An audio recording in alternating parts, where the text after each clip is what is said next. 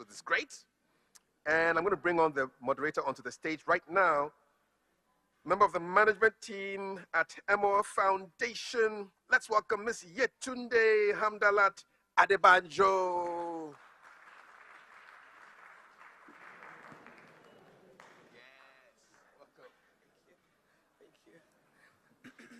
Thank you very much, Kafui, and thank you, everyone. Good evening, everyone.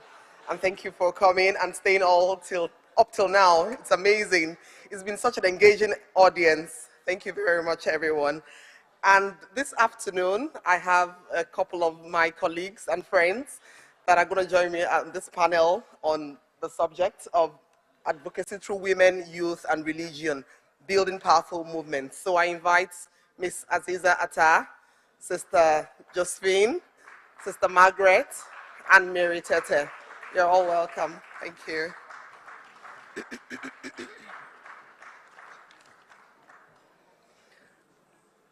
Thank you. You're welcome. Right. So the purpose of this session is basically to learn about the role of the organizations that are represented on stage this evening. And basically we want to explore the key themes of women's leadership in faith-based anti-slavery efforts. We will also establish and understand what the drivers of vulnerability is on modern slavery, and also stakeholder engagement and anti-slavery advocacy, together with checking out what the holistic approaches are to supporting the vulnerable individuals. Once again, thank you very much. And I'll invite each of the panelists to introduce themselves and basically telling us why it is this subject is important to them this evening whilst I join them. So thank you. So, Ms. Atta, could you please tell us why this subject is important to you? Thank you very much, Yetunde, and good evening, everybody. Thank you for having us here. My name is Aziza Atta. I'm the Executive Director of Emoa Foundation, but I'm here really because I believe that faith is action. We believe in Emoa Foundation that really if you say you have a deep faith in God, in humanity, you actually manifest that faith through serving humanity. You look at the ecosystem, you look at what needs to be improved and supported. So we do that through capacity building of community leaders, youth groups, and scholars. We do that through workshops on financial literacy, gender dynamics. We do that through vocational training. So for instance, one of the ladies that we helped to learn, who was feeling quite marginalized and despondent, we helped teach soap making. And she said, you haven't just taught me soap making, you've enabled me to see how Allah wants me to rebuild my life. So we believe in agency and providing people with agency and empowering people to actually transform their lives themselves by reframing how they see things, reframing how they see faith, and empowering themselves to make their own changes. Thank you. Right. Thank you very much, Ms. Atta. Please, could you Thank you very much for the opportunity.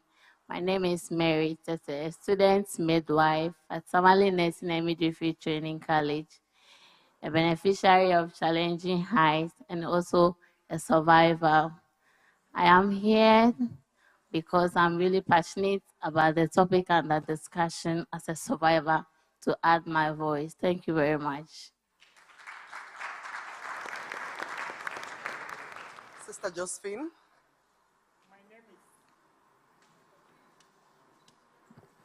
My name is Sister Josephine Amagbuzo. I belong to the Society of Amis of the Holy Child Jesus Religious Congregation in the Kali Church. Our charism is all-embracing charity. We respond to the needs of and the demands of society as we go along. And at this time, we are talking about modern slavery, GFN.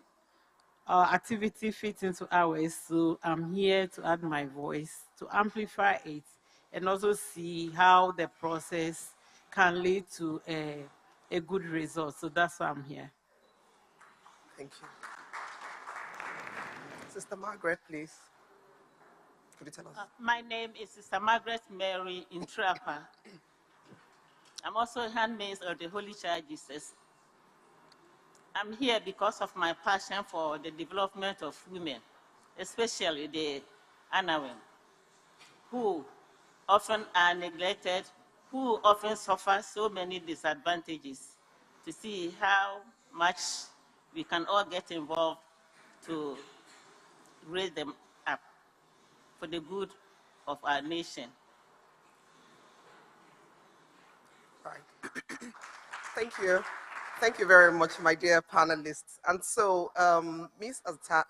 Atta, you mentioned earlier your work centering around agency and reframing some of these conversations and around how you impact the society. So in your view, how can women use faith, right, to lead these anti-slavery efforts and overcome the barriers? I think faith, when it's deeply lived, isn't just belief, it's action. It's action born from conviction. Women of faith across the world are using power to restore dignity and fight injustice. I think during this panel, during the course of today, I've been thinking about um, various inputs from various individuals, and the reality is that there's external factors and internal factors. The internal factors are, your mindsets, and how is and your mind, your faith. Your faith is actually, it can be represented through the mindsets and how you interpret faith. And so your mindset is basically your belief system and your thinking system, which manifests on your visible behavior. Right. So it's basically the invisible script that you see walking along. And that mindset is informed by family and upbringing. It's informed by cultural traditions and values. It's informed by your traditions in your community. And sometimes that mindset can be positive, but sometimes it can be negative and detrimental. And I think the faith aspect comes in terms of how people define faith, how people define certain scriptures, how people interpret. Sometimes they interpret it very literally, and they see faith as something that is supposed to restrict them, rather than faith that is something that's supposed to operate as a bridge and supposed to expand their potential as a human being. It's supposed to protect their dignity. It's supposed to enable them to unleash their human potential. So within our programs, we really try, through engaging with community leaders, through engaging with the youth leaders and the groups we have our workshops with, we work with them, and they're communicating to people in their languages, whether it's in Hausa or in Twi, to really kind of put out the reality on the ground. Because I think one of the things that's come across today is that there are ecosystems, and in each community, each environment, each region has different ecosystems, and you really, in order to diagnose, you need to put all the facts and all the information out there. How is this system running? What is happening? What are the positive aspects? What are the negative aspects? What are the issues that need to be addressed? Spiritual issues, economic issues, educational, financial, cultural. Which ones work for the community and which ones are the community struggling with and which are holding them back? So within our interactive workshops, we engage with the community and we try and get them to actually analyze and discuss and work and establish ways forward to overcome that. Where they're economic, we work with them on vocational training. Where there are issues of mindsets, we do emotional intelligence empowerment training or sort of mindset and personal effectiveness training. So it's really about how faith links to that aspect. Thank you. Right. Thank you. Thank you very much. So, Sister Josephine, Ms. Aziza just mentioned how they leverage networks and how they integrate capacity building into anti-slavery efforts. What is your view of the role of religious teachings in engaging stakeholders and strengthening these faith-based anti-slavery interventions? Could you tell us about that? Religious teachings provide a moral framework and spiritual motivations and fighting modern slavery, strengthening maybe the approaches that to be used by uniting and see how these victims can be cared for, the trafficking issues as well as the modern slavery issues can be cared for, And talking about how do we use this teaching, I would like to say that with the experience that I have, being in Christianity, Islamic tradition, or whatever, there are so many things that cut across that are so common. Ghanaian culture doesn't frown on respect and other things, good things that we have in our society. And our presence in the community at the district level, you see that the chiefs, the queen mothers, the opinion leaders, they, they have a lot of control, influence. They are the custodians of the land. And so you cannot do any intervention in isolation without including them, you will not succeed. Right. So we do strategic advocacy with them, let them understand the issues. When they understand the issues and they embrace it, our work is even not needed, because in most cases, when you let them understand, they carry it out and then they do whatever that you want them to do. In most cases, they don't understand. Somebody is doing something and then it's like the norms of the place.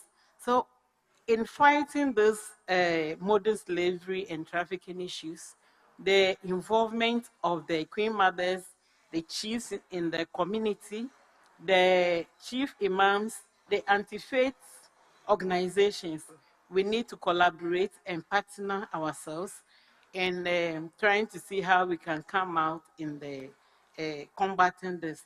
So the religious teaching is key. They respect us and they respect our views. So we use that, the communality, and then we enter the community, and then together they come on board, and then we go. And if times allow, you want me to go on, I can also continue. Please share. Yeah. I would like to say that when we talk about this modern slavery, since in the morning, most people were talking about passport and people wanting to travel. Yeah. It's within us. It's within our communities, and it's in Ghana. You see a very rich person in Accra, Kumasi, big places, and then I live in a very remote area, and Muslims are even more than the Christians there. And they will tell you, sister, I like somebody who is vulnerable. I'll take the person to school. I would like to help just somebody to be in the house because all my children are out there abroad. And most often the stories are not good. They are doing hard work. They are not having the flair to even do the studies, and they don't even have access to phone to call to tell you that this is what is happening. So like my experience, one of them got sick, and that's how we have to go there and see we have to reduce some of this. So it's living with us. We have to let the chief, everybody, for a stakeholder, who is a stakeholder here? Stakeholders here, not only the chief, the queen mothers, or the imam of the religious, everybody, including the children, the school children, and everybody in the community must be made aware. When they come, ask questions. Is there going to be opportunity for me to talk to her? Possibly, can a member of the family who is elite come and visit you? Then you follow up and you don't give out your children for them to go and be suffering. Talking about that, it's not only girls, the boys are also suffering. Most of the time, we say the children, the women, and some of the boys, we have to get them a place to weed and give them some money to get something to buy provisions to go to school. So when we are talking about gender is not about women, it's not about only girls. It's about the vulnerable people. And I can tell you that some of the boys also need help. So that's all I have to say for now. Thank you. Thank you very much, Sister Josephine. So to you, Mary, Sister Josephine has just shared with us how faith can strengthen organizations that are combating. Okay, so I use the word combat loosely. Combating modern slavery and those supporting vulnerable individuals. In your view, how can these stronger organizations that are founded on dignity, justice, compassion, help address specific vulnerabilities? For example, when these women and girls lack basic health education and they don't have the access to it, and how can they be empowered to lead change in their communities? Thank you very much for the opportunity to add my voice to this topic. Women girls over the world face numerous challenges that hinder their progress and potentials in the society. Globally, out of the total number of people in modern slavery, 54% account for women and girls. This means that despite all the interventions that have been made for women and girls still remain vulnerable in our society. In doing this, I have some few suggestions I want to put across to help solve the problem. First of all, I'll say NGOs, government stakeholders should help in creation of safe spaces for women and girls to confidently share their health issues to people they feel comfortable without any judgment or stigmatization. Growing up in our homes, we realize ladies or girls cannot share personal issues, especially relating to sexuality, with even their mothers or relatives of the family.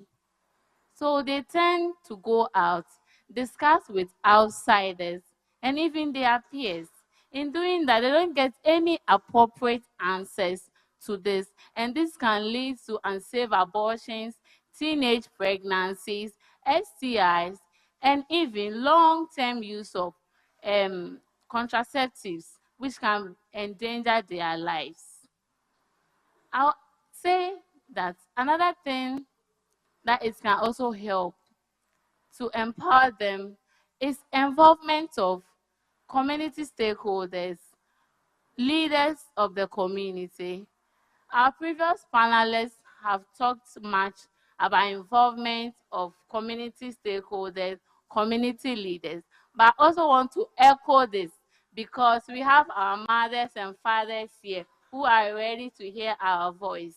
We have to partner with them, the influencers in the community, to know the female and girl child initiatives in the community. They will help this initiative to gain credibility and trust. This will help in the long run, help girl child and women in the community. For instance, if you come to mommy, she's our queen mother currently here.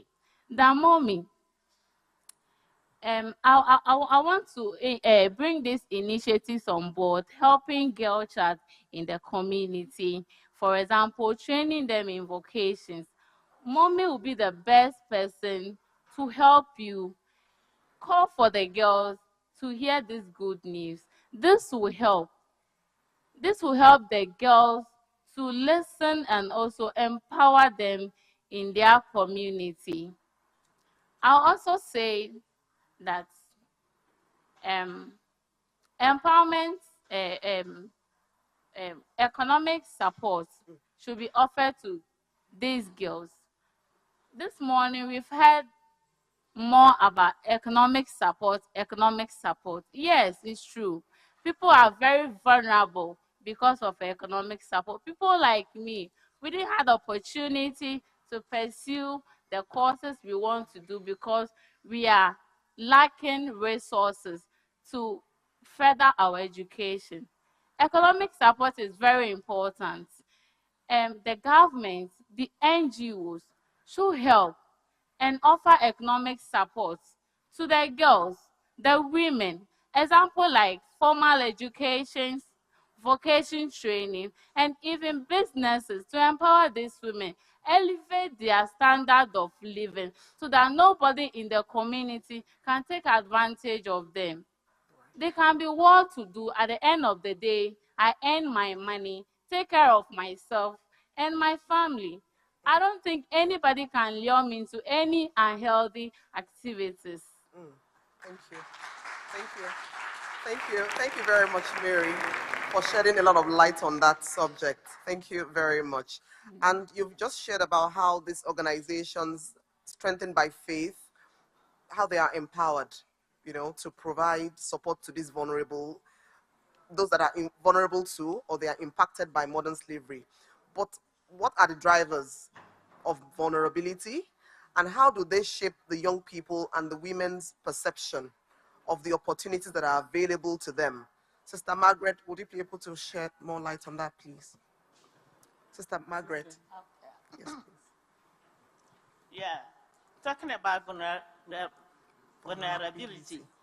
I was once giving a talk to a group of church organizations, groups, and about violence against women. So I asked, why violence against women? Somebody just got up and said, because women are weaker sex. I said, so if you are, I mean, that's the way he understood the meaning of weaker sex. And I said, what do you mean by that? Because then she said, because they are vulnerable.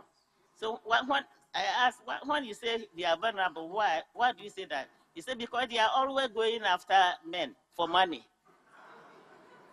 And if you take money from men, they will also want it back in a different way, and they get into trouble.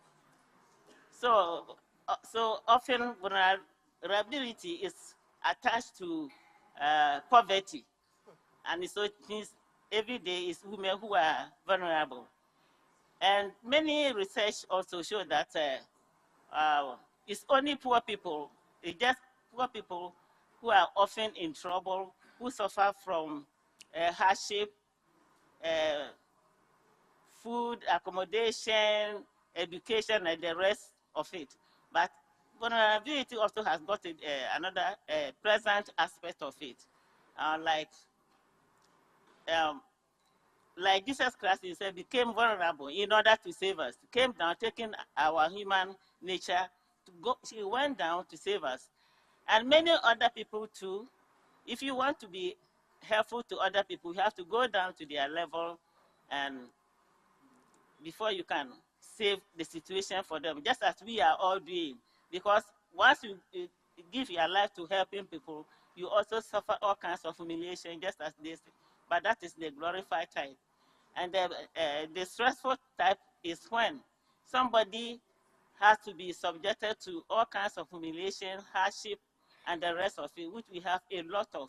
An example being, if somebody can just go out to the streets in the night in Accra here, during rainy season, you see where women are sleeping with their children under people's table, market table, in front of stores, shops. And then when it rains, they are all soaked with their children. That's the very, very pathetic side. And when you ask them, why are you staying here? Who is helping? And then they say they have some men guiding them. And it is same men who take advantage of them, who they call them pimps.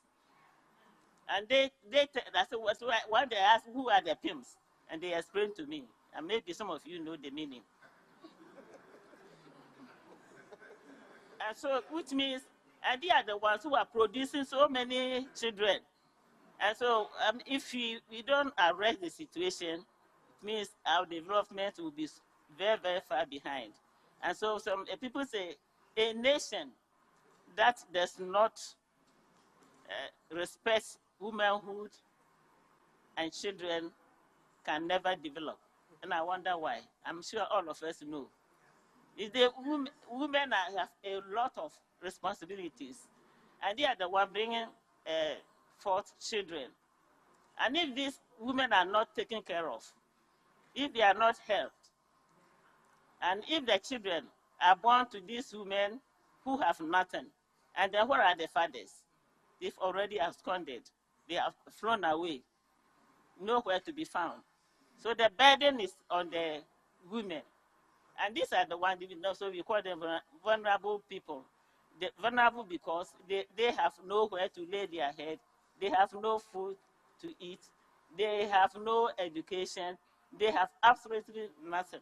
And when this happens, how are they going to help in the development of our nation? Unless we all get involved and arrest the situation. And so there are several drivers that force people into situations, unpleasant situations, miserable situations. And this includes education, housing, transportation, all this, and then disasters falling on people, transportation. So if there's anything disaster, people who have money can, in no time, fix themselves out. But if you are a poor person, where can you get any money to do whatever will put you right? So it means you are always in trouble. And when you are in trouble, how can you also help to build the nation? And since it is our women who are always carrying the burden of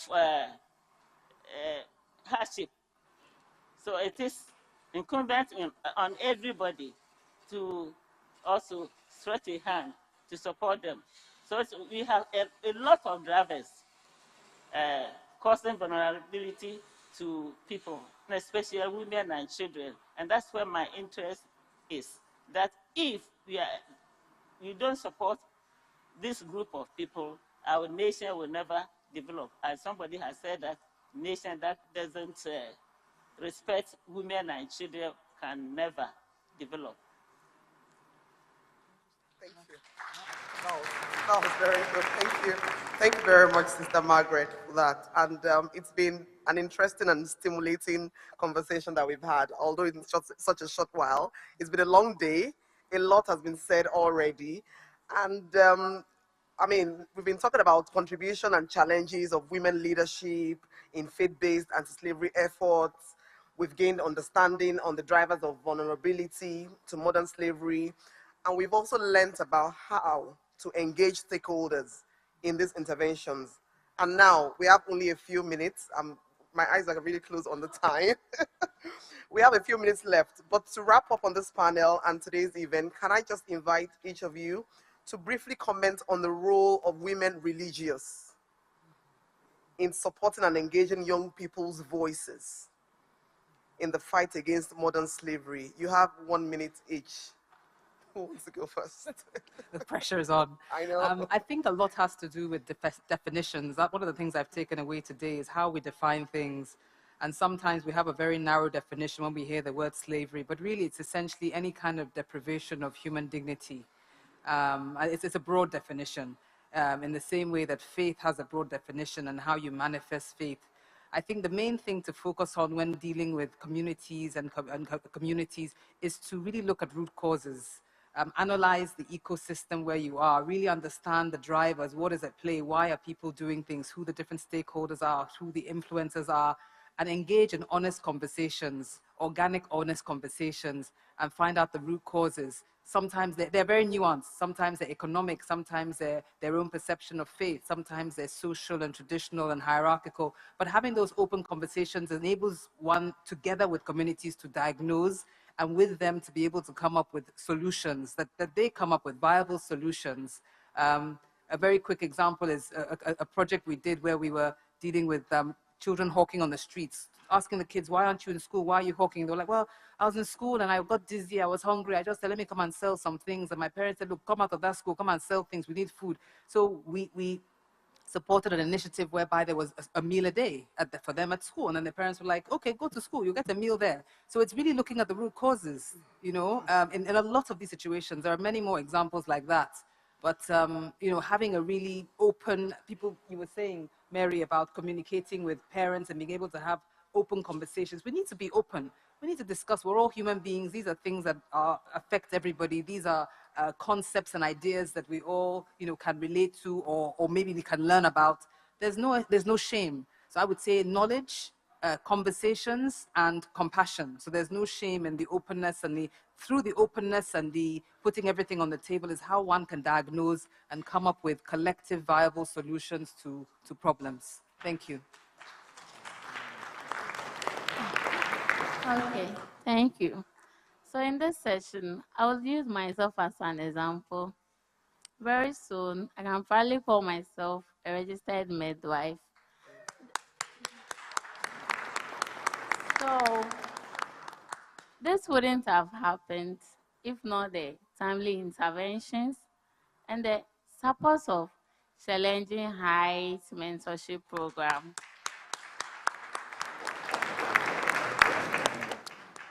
So I believe that even now, there are young ladies like myself out there struggling to make their future a bright one. So all I would say is that our stakeholders, our big men in the house, kindly reach out to the society. Please, kindly reach out to the society. There are people like us that we need you. The future is bright for all of us. Thank you very much.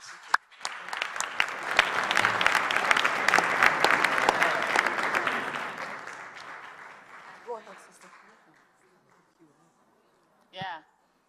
When we talk about vulnerability of people, as we've been discussing throughout, sometimes we see somebody and we think the person is okay. Just seeing the person okay. And there are many, many, many children, many, many women who are really suffering, but have nobody to go to their aid or to show them what to do. Uh, Meanwhile, a little effort from people can help them. Just even showing them the way can put them on the right path for them to begin to defend themselves, to also to support themselves.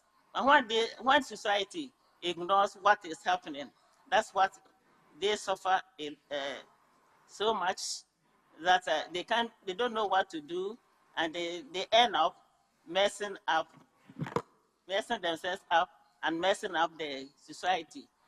So we help all of us, giving our life, giving our little CDs and that to help look for these people and supporting them also to achieve their aim.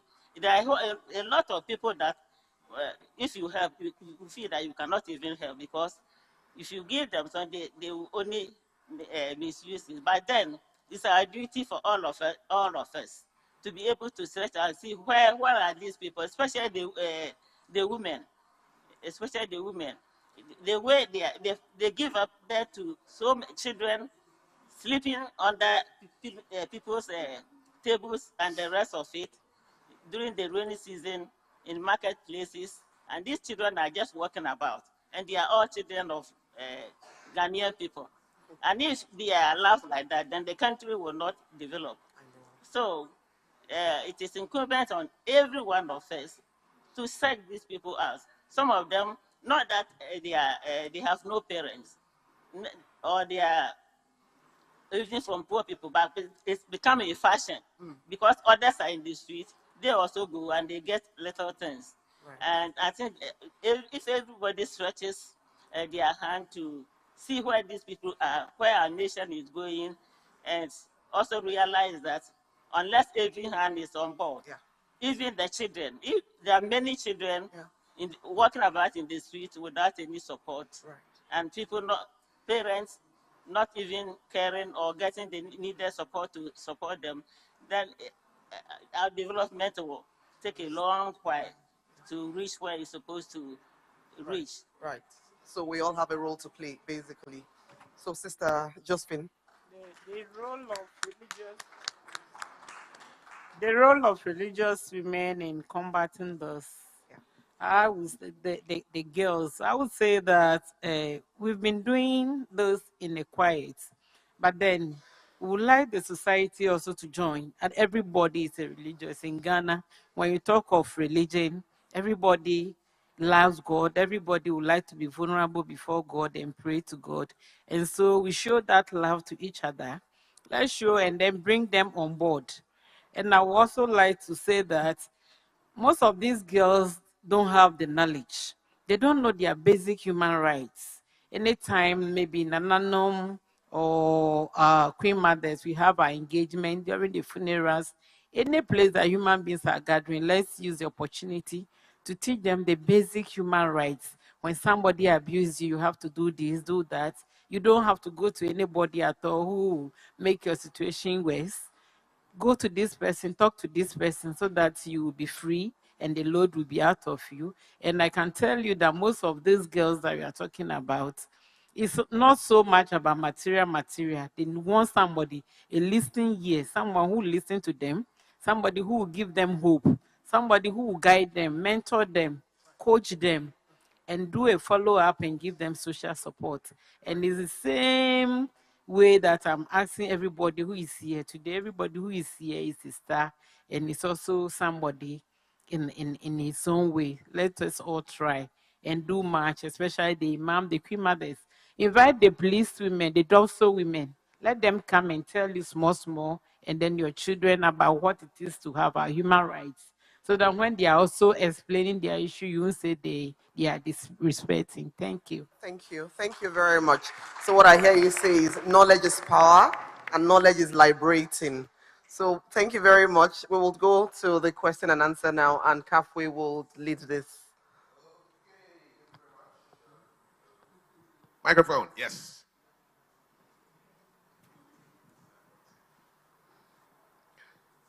Thank you very much. I'm Eugenia from Talitha Kum. So, faith advocacy through women, youth, and religion. I would say this is a great platform for our leaders, stakeholders, and everyone to encourage the youth. Mary used herself as an example. Like Talita Kum, for instance, we have the Youth Ambassadors Drive because we believe that the youth listen to one of their own. And as stakeholders, as individuals who are here, members of the community, if we involve people in our communities, the youth, they can also go out there with the strong energies that they have to speak, advocate, and teach young ones about what to do. I also believe that in other churches, the pastors' wives, as a formame, as we know them by, can also do a lot of advocacy because they go for these church meetings and they can also teach women in the communities, in their churches, advocate about human rights, and we can go a long way. Thank you. Yes, please, go ahead. Yes, I would just like to buttress the fact that what the lady has just said. I think it's really important to have people speaking to people in communities that they relate to. And I think that is something we really need to maximize. For instance, like Mary was saying, and also we've seen, people who have experienced certain things, who are of a certain age group, that people will listen to people that they relate to, who are from the same background, they have the same age group. They can say, oh, that could be me. When they are telling them their stories, they will listen in a way that they won't listen to somebody else. And I think we need to identify people in all these different communities who can speak the language, who can, on the same mindset, who have been on a journey, and they can say, look, I've been on this journey. I know why you may be tempted to go on this journey, but let me tell you my experience. That's going to hit home in a way that I couldn't reach that person. So people have particular mindsets, and by hearing the stories, incorporating storytelling and alternative narratives from people that they can connect with, they can actually be directed to a path that's more balanced and wholesome. So thank you for that point. It's really important. Thank you very much. Thank you. Thank you. Thank you so much, ladies. It was a really wonderful session. I just would like to talk in terms of the sisters and women religious. I think it was maybe Sister Olivia that mentioned, you ask anyone who's had a teacher, and I had teachers in both primary and high schools that were sisters. But I always see, it doesn't matter where I go in the world, that women religious are always the hardworking, very quiet in the background. And one thing I'd like to see is the faith leaders and chiefs and Queen Mothers be supporting women religious more, because I feel like that they do so much. I've known Sister Olivia for a little while now, but that's just something I would really like, is that they be supported a lot more in their communities as well. Thank you. Thank you. Okay, one more. There's one at the back. Okay.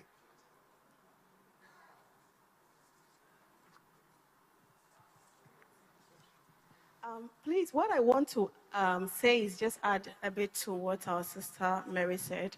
Her story is really inspiring, and I'm going to do it in a song form, but very short. Um, there is a saying that goes, "We are dying in other man's land, all in the name of what to eat, where to sleep, our family back home, trying to get a better future for our children and great-grandchildren." This is to say that there is nobody living here that is living a comfortable life, that when they wake up, they have what to eat, they have where to sleep, and they have clothes to cover their shame. That would say, I want to travel out irregularly to another man's country to go and work. No, I don't think so. It's because those who go there, meaning they are going through a lot. Things are not right for them. Mary's story is the story for a lot of survivors here who also want to have that positive story, the story that they can say, then it will empower another person. And all I can say is for us to be able to curb human trafficking and all that, we need to pass the kindness on. So just as challenging heights have impacted the life of Mary, now Mary is also impacting others with her story. Literally, she's passing the kindness on. By telling me your story, I'm inspired. And I'm also willing to also do what? Pass the kindness on. And this is the only way we can help Kevin. Otherwise, we'll just be going round and round and round and round. Thank you. Okay, thank you so much. I'm passing it back to Yetunde. We are flat out of time. In about 5 minutes, you're going to hear drilling from next door. Yeah, and I don't want that to disturb us. So we're out of time now. I'm going to hand it back to Yetunde to wrap it up. And you can ambush them after the event is done, and you can ask them the questions. You will sing it at the end. Don't worry. We'll sing. We'll sing. Yetunde, end this for us. We'll sing Happy Birthday later on. Thank you. Thank you. Thank you very much, everyone. Thank you very much for your questions. And thank you very much for the engagement. And what I will say is that it is apparent that as women, majority of women in the room, and I'm grateful to have led this panel of all women led this evening. And it's apparent that as women, we have the power. The power is in our hands to leverage our faith, regardless of whatever faith it is, Muslim, Christian, Hindu, or whatever it is, to drive positive social change and advocate against modern slavery. And we can challenge the status quo, challenge the social norms. I'm going to use your word, Francesca. And challenging the status quo and social norms would mean we want to establish new ones, because we know it is difficult to change what exists. Even in the Bible and in the Quran, we will hear people, Abraham said, am I going to abandon the religion of my forefathers? You know, so what we have met is difficult to take away, but we can establish new ones. And in doing that, what we need to do is to break the silence. And breaking the silence means we want to take action. We've heard, a couple of people have rehashed the fact that faith in action leads to action, and faith leads to action, and action to freedom. And in doing that, what we want to do is to continue to empower the youth, to engage them, to involve them, and engaging them and involving them would be with our guidance. There's power in our femininity, and doing that also means we have to educate ourselves. I heard you say something about ignorance. It is, most of these things thrive based on the fact that people do not know any better, because if they do know better, they would do better, you know. And so even we ourselves, we need to educate ourselves, because if we don't educate ourselves, there's no way we can pass on any knowledge to anyone. Knowledge is power. Knowledge is liberating. And in doing that, again, we also need to educate ourselves on the different signs. What are the signs that show the exposure to these hazards? We've talked about the vulnerabilities.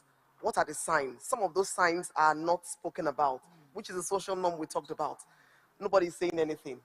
but there's a common understanding that this is not acceptable. Do we know that this is not acceptable, or we will just waka pass in my local language, just kind of like ignore? But then if you can't do anything with your hand, at least change it with your heart. Know that you stand against some of these practices. And that is the way to go. You are quiet, it doesn't mean you support it. But when you can, we can change this narrative to something that is more powerful and something that's more liberating. Of course, we can't even do this alone. We must do this together, collectively, with our brothers. You know, so there's a role for we women, is a big role. My Queen Wanda is here, and majority of you guys. And the youth, there's a lot of work for the youth. And of course, our brothers, we need you, we need one another. It's a healthy interdependence we want to support. And together, we can drive that change that we want and translate our agendas to creative action. Thank you very much, everyone, for your time. Very much, Yetunde and the panelists. Please step forward for a nice photo.